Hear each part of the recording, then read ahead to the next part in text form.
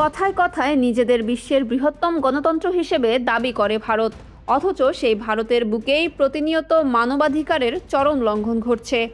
এবার খোদ জাতিসংঘের তোপের মুখে পড়েছে মোদী সরকার। দীর্ঘ ১৭ বছর পর জাতিসংঘের নিরপেক্ষ প্যানেলের মুখোমুখি হয়ে চরম অস্বস্তিতে পড়েছে তারা।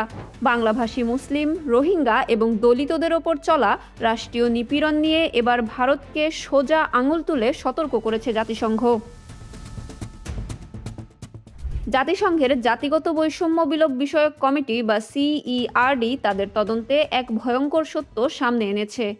ভারতে বাংলাভাষী মুসলিমদের ওপর বিদ্বেষমূলক অপরাধ বা হেট ক্রাইম আজ এক ভয়াবহ রূপ নিয়েছে।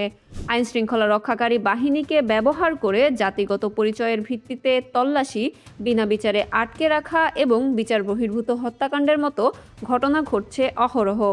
পাশাপাশি আশ্রয়প্রার্থী রোহিঙ্গাদের জোরপূর্বক তাড়িয়ে দিয়ে ভারত আন্তর্জাতিক মানবাধিকার আইনের চরম লঙ্ঘন করেছে বলে জানিয়েছে কমিটি। কেবল মুসলিম বা রোহিঙ্গারাই নন, হাজার বছরের পুরনো বর্ণপ্রথার শিকার ভারতের নিম্নবর্ণের মানুষ এবং দলিত সম্প্রদায়।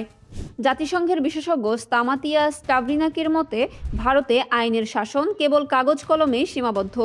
অপরাধীদের বিচারের আওতায় আনার কোনো কার্যকর জবাবদিহিতা সেখানে নেই।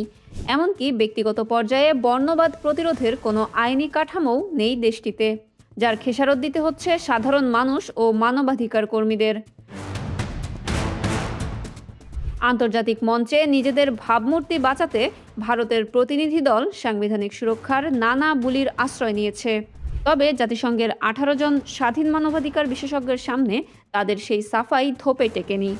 যদিও এই সুপারিশ মানতে ভারত আইনত বাধ্য নয়, তবে আন্তর্জাতিক অঙ্গনে মোদী সরকারের তথাকথিত গণতান্ত্রিক মুখোশ যে খসে পড়েছে তা নিশ্চিত করেই বলা যায়। বৈষম্য আর বিদ্বেষের রাজনীতি জিইয়ে রেখে ভারত কি আদৌ জাতিসংঘের এই কড়া বার্তা আমলে নেবে, নাকি নিজেদের এজেন্ডা বাস্তবায়নে অন্ধ হয়ে আবারও খাদের দিকে এগোবে? বিচার এখন বিশ্ব বিবেকের হাতে।